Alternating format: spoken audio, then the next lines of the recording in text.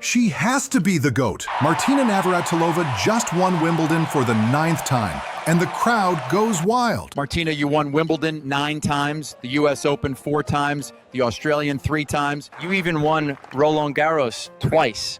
That is a whopping 18 Grand Slams in your career. Actually, I also made 5 Grand Slams in spades, 3 to hearts, 4 in diamonds, and even 2 Grand Slams in no trumps. So 30 total Grand Slams.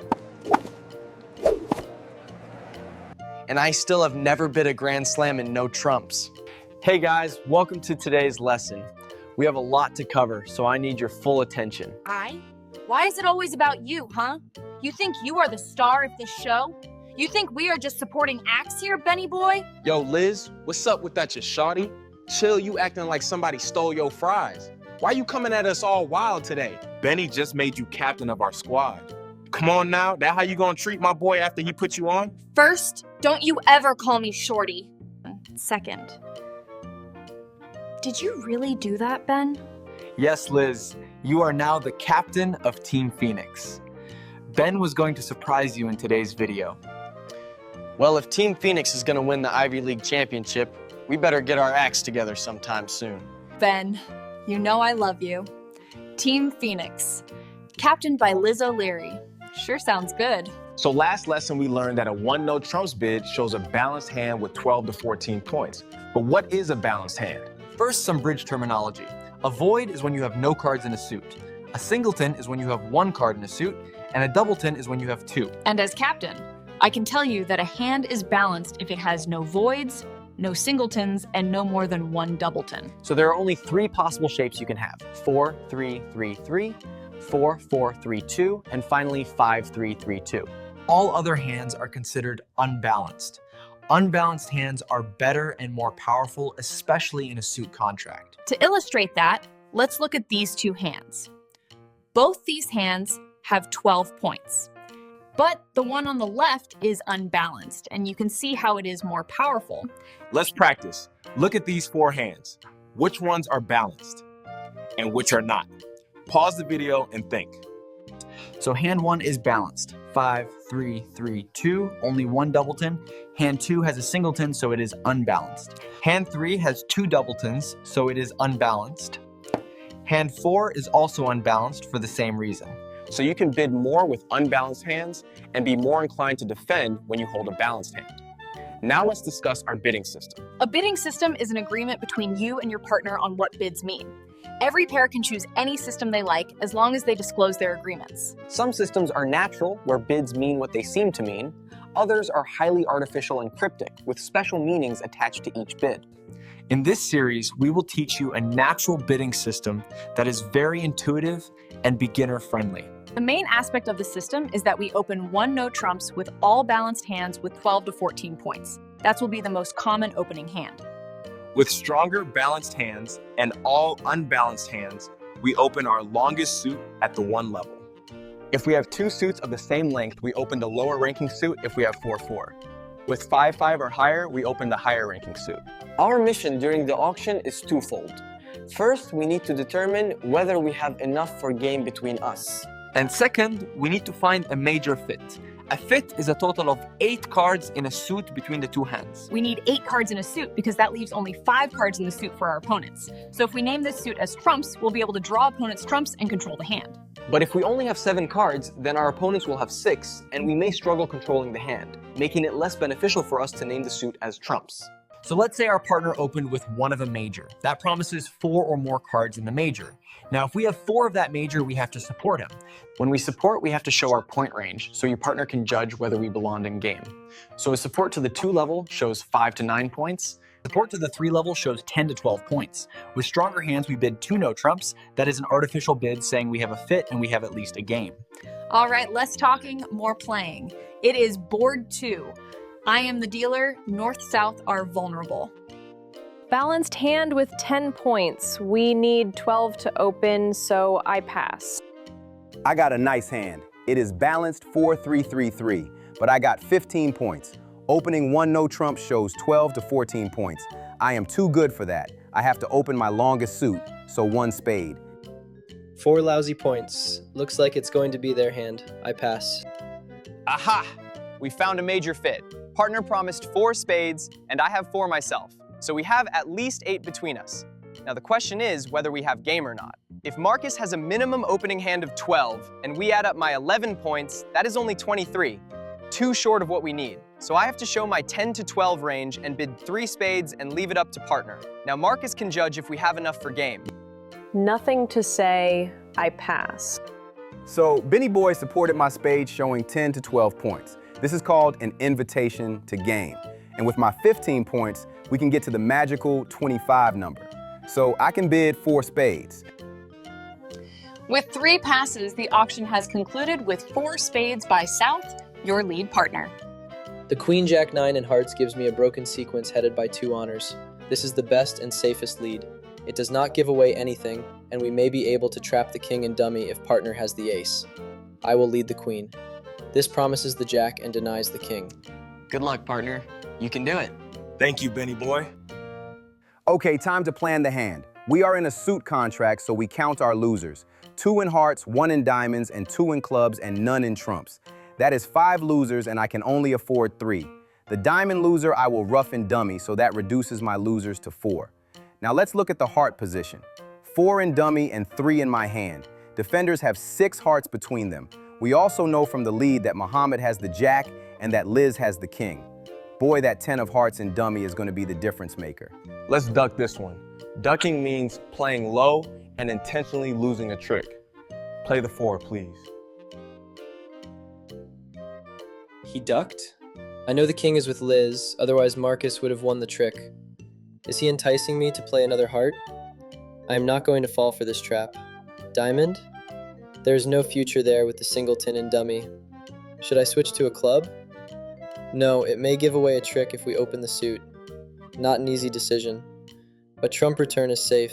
It may even cut diamond roughs and dummy. A trump return is fine and fits into my plan. We have 8 trumps, which leave them with 5. The trump return may indicate a 3-2 split, which is perfect for me.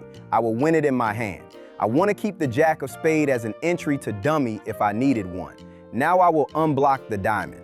Unblocking is a technique where you play top honors in one hand in order to allow the winners in the other hand to be taken. Here, without unblocking the king from dummy first, I won't be able to win the ace in my hand without them crashing. Play the ace of hearts, please. Aha, here comes the king of hearts. So Liz started with the king doubleton and Muhammad started with queen jack 9 small. Defenders still have 3 trumps. Let me draw them before Liz can ruff a heart. So as predicted, trump split 3-2. Now I will play a heart towards the 10 and Muhammad has to play his queen. And the 10 is established in dummy. Now I ruff the diamond return and play the good 10 of hearts and discard a club in hand. I can now give up a club and claim a club trick, the ace of diamonds, and 1 more trump. 10 tricks. I agree with that claim. That was masterful, Marcus. Well done. A vulnerable game scores 620 for you guys. We have time for one more hand today, but first, Ben, let's talk about responding to our partner's one of a suit opening. Oh yeah. You saw how I supported partner spades and made an invitation? The priority is finding the major fit. So when partner opens a minor suit, we don't support immediately if we have 4 cards in a major. Showing the major takes priority. Look at this responder's hand after partner opened 1 club. Instead of supporting with 2 clubs, responder should bid 1 spade. If responder had both majors, like this hand, he responds with the longer major regardless of suit quality.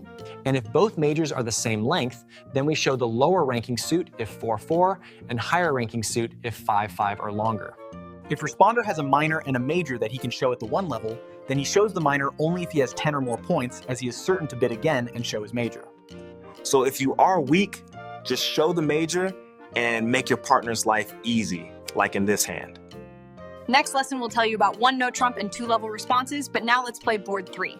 East-west are vulnerable. South is the dealer. Your bid, Marcus. Oh, what a beauty. 16 points in unbalanced, 6-4-2-1 shape. So I open my longest suit, 1 club. 9 points and no suit to bid, I pass. Okay, so I have a weak hand. We, in Team Phoenix, require as little as 5 points to make a response, occasionally even lower. I have 5 points. Most people would pass, but in Team Phoenix, we try our best not to pass when partner opens. So what do I respond? With 4-4 in the majors, I respond with the lower, 1 heart. 10 points, but nothing to bid. I pass. We found our major fit. The question is, how much should I bid? If I bid 2 hearts, I will be showing a minimum, like up to 15 or a bad 16 points. But I have a really good unbalanced hand with 16. Yes, the singleton queen of spades is not great, but I do have 6 clubs that can be established. I will upgrade my hand and show 17 to 19 points by bidding 3 hearts. Marcus has shown a big hand. He is inviting me to bid game, but with this pile, I have to decline. I pass. Pass. 3 hearts by North, I hope that you bid too much. Here comes the lead. I have a singleton ace of clubs and 4 small trumps. I will lead my singleton and hope partner can give me a ruff or 2. Enjoy the dummy, my homie. Good luck. Thanks, man. Now that's a good dummy. This dummy is a demonstration for how powerful an unbalanced hand can be. Let's count the losers. 1 in trumps, a club, 1 diamond, and 1 spade. 4 losers, which is as many as I can afford to lose. But the lead is a big red flag. Why would Liz lead the ace of the suit my partner opened when she does not have the king? You don't have to be a genius to figure it's a singleton ace. Muhammad probably has the heart ace or the spade ace, or both. And once he gets in, he will give Liz a ruff, increasing my losers to 5. Oh dear. Play low, my homie. Knowing Ben, he probably would have bid game if he had an ace. So both aces are with my partner. Therefore, I will play my highest spot diamond in the hope of tricking Ben to think that my partner has the king and decline the diamond finesse. Good switch, Liz. Now I will lose a diamond and go down for sure. Should I take the finesse? I have nothing to lose. Muhammad can't give Liz more than 1 ruff, as I can ruff high after her first ruff. So why not? The queen. Please, partner. Wow, the finesse worked. I almost fell for Liz's trick. Now with 8 trumps between us, they have 5. Let's start drawing them before it is too late. Alright, time to give Liz a ruff. I will play my highest club. I also played my highest diamond last trick. This is a suit preference signal. A high card tells partner that I have something in the higher ranking suit, so Liz should figure out that I have the ace of spades. All right, message received, loud and clear. Here's the spade you asked for, partner. And now a club back hoping for a ruff. 1 more trick and we defeat the contract. Okay, I ruff high with the queen and draw the last 2 trumps and the dummy is good. I claim all the tricks. Good claim, Ben, and 140 to North-South for making 3 hearts. We hope you enjoyed the lesson. Go back and look at the hand play. Analyze and review. Would you have played the same way? If you have any questions about the bidding system or the hand play, please leave a comment and I will promptly answer. Yo, Benny boy, I have a little request on the behalf of my friends, the viewers. Can you make a summary of all the information from today's lesson and make it available to them? Of course, Marcus. I will add a link to the description with a summary of everything we learned today. One last note, guys. Did you see that our first match in the Ivy League Championship will be against the New Haven Aces from Yale in 2 weeks? 2 weeks is very little time.